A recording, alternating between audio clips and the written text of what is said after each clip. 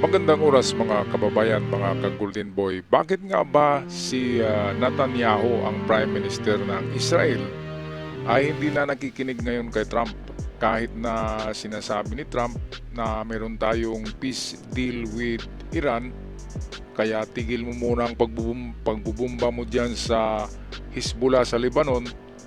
Pero wala, walang epekto yung pagpatigil ni Trump ng pangbubomba ni Netanyahu doon sa Hezbollah ng Lebanon. Bakit nga ba na ayaw talaga paawat ni Netanyahu? Well, mamaya atin yan pag-usapan. Atin muna panoorin itong video ng Daily Jagran.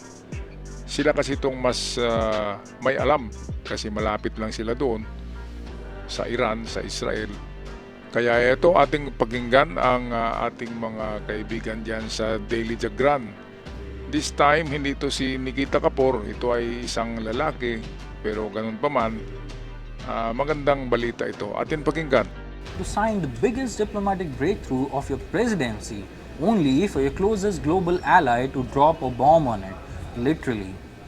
On June 14, 2026, Donald Trump and Iranian officials were virtually signing a historic 14-point agreement to end their brutal 3.5-month war and reopen the choked Strait of Hormuz.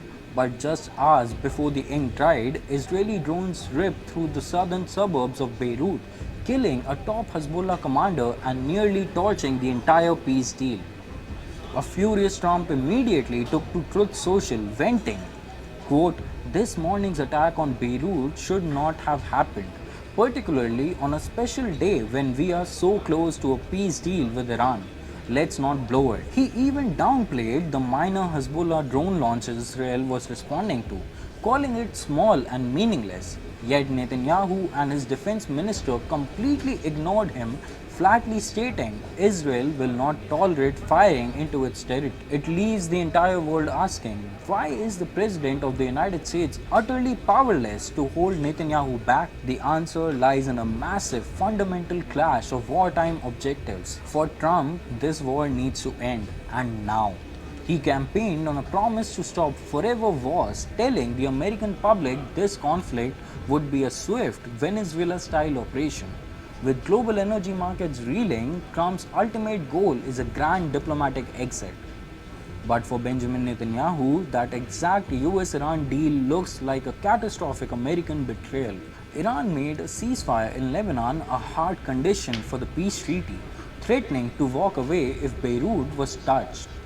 Okay, so ito isang betrayal nga. Betrayal, pag-traidor. Sabi ni Netanyahu ni Donald Trump sa Israel. Well, paano matawag na ano to na betrayal? Kasi ang iba kasi ang itong pakidigmaan ng Israel ay talagang toe to toe, teeth for teeth. Yan yung ano, yung parang labanan, eye for an eye, tooth for a tooth. Parang talagang kagatan, no? Ang laban ng Israel sa Hamas, Hezbollah at sa IRGC. Pero si Donald Trump, ang kanyang gera ay kalkulado. Calculated siya. May kasamang diplomasya, kaya nga hindi gaanong barabara si Trump. Pero minsan ay unpredictable. Bigla na lang nang bubomba, pero maya-maya ay itigil niya naman dahil calculated nga. Kalkulado yung pangbubomba ni Trump. Si Netanyahu naman, on the other hand, ay walang kalkulado eh. Talagang bigay tudo. Kaya maraming natutudas na mga Iranian officials dahil sa pangbubomba ni ang nakadali nga kay Ali Khamenei, jet fighters ng Israel ang dumali, hindi sa Amerika. Kaya ito ang sa palagay ko, hindi naman si Trump traitor kay Netanyahu. Pinapakita lang ni Trump na merong diplomasiya ang Amerika at merong choices ang Iran. Hindi yung talagang parang pumatay ka ng ahas na pati ulo ay dikdikin mo yung ulo ng ahas hanggang madurog. Ang kay Trump naman ay iba. Binibigyan niya ng buhay, imbis patay na, binubuhay niya naman. Parang zombie tong Iran eh. suko na, andyan na naman, lumalaban na naman. Parang ganon yung diplomasiya ni Trump. Kaya bakit nga ba hindi makontrol ni Trump si Netanyahu? Well, ang sagot diyan, merong sariling agenda si Netanyahu at meron siyang sariling laban. With or without America, ay magipaglaban talaga ang Israel sa Iran dahil marami nang nagawa ang Iran sa Israel na mga karumal-dumal na gawain. Okay, balik tayo dito sa Daily Jagran. Trump expected Israel to fall in line. Instead, the friction reached an explosive crescendo. Behind closed doors, Axios and Time reported an expletive-laden phone call between the two leaders. Trump reportedly called Netanyahu crazy and accused him of reacting disproportionately to minor threats just to sabotage the peace process.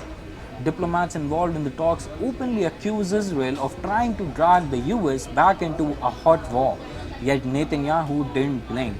Why? Because historically, Washington could leverage weapons shipments to force Israel to stand down. But today, Netanyahu knows Trump cannot afford to completely cut off Israel without facing an apocalyptic political backlash from his own domestic base. Furthermore, Netanyahu is fighting for his own political survival. His hardline coalition partners have explicitly threatened to collapse his government if he signs onto a premature peace that leaves Hezbollah intact on Israel's northern border. For Netanyahu, defying the US president is a calculated domestic asset. It proves to his voters that Israeli security answers to no one, not even Washington. As we move deeper into the summer of 2026, the US is learning the hard way that while they may be the superpower providing the hardware, they are no longer in the driver's seat of Israel's existential security choices. Alright, so bakit nga ba hindi nakikinig si Netanyahu kay Trump?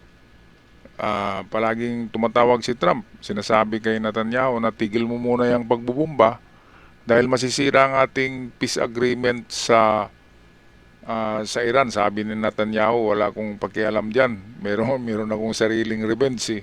Talagang mag-revenge si Netanyahu. Dahil yung ginawa ng Hamas noong nakaraang 2 taon na yun, di ba? Ay minasakir yung mga nagpa-party na mga teenager, di ba? Nire-rape yung mga babae.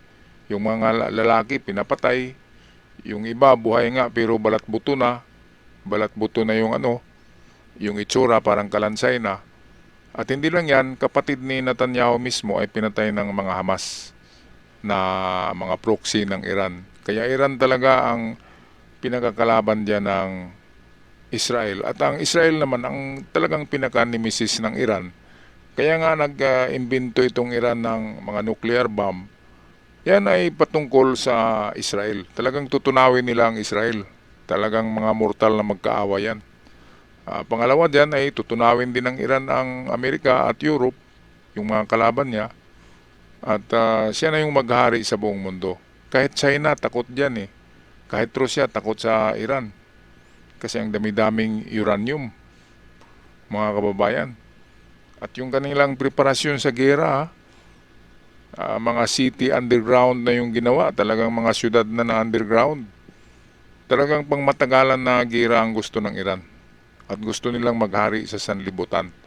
Okay, so yung sagot sa mga tanong kung bakit hindi makontrol ni Trump, hindi nga niya makontrol si Netanyahu dahil ang laban ni Netanyahu ay matagal na yan eh. Si Trump ay tumulong lang naman kay Netanyahu na gapiin ang Iran. Dahil si Trump ay mayroon ring sariling agenda na supilin ng Iran sa pagiging superpower. Kasi papunta na sa sumusunod na siya sa sa pagka-superpower ng Russia at China. Iran na ang kasunod doon. India dapat pero Iran ang mas maraming nuklear kung nagkataon. Kaya si Netanyahu ay para sa kay Netanyahu, tama yung kanyang desisyon. Para kay Trump, hindi tama yon dahil diplomasiya ang gusto ni Trump. Kay Netanyahu, wala kay Netanyahu yung diplomasiya na yan. Hindi nga nakikinig si Netanyahu sa Iran. Kasi alam ni Netanyahu na mga traitor talaga ang mga taong yan. Kaya tit for tit, ito yung tinatawag na labanan ng war of attrition na tinatawag ubusan ng lahi. War of attrition. Ito yung labanan ng tit for tit, an eye for an eye, tooth for a tooth. Ganun talaga kapag mag-gira dyan sa Middle East. Talagang ubusan, war of attrition eh. Mga kababayan, anong masasabi nyo dito? Totoo bang talagang hindi makontrol ni Trump si Super Netanyahu? Hindi makontrol ni Super Trump? Mas powerful ba talaga ang Israel? Well, sabi ni Netanyahu, kaya niyang magipagdigma sa Iran na mag-iisa eh. Pero sabi ni Trump, hindi mo kaya ang Iran. Sabi ni Trump sa Israel, kung wala ako, nalipol na kayo. Kaya makinig ka sa akin. Minsan, ganun yung sagutan nila ni Netanyahu sa telepono. Pero in the end, ay magkasundo pa rin sila.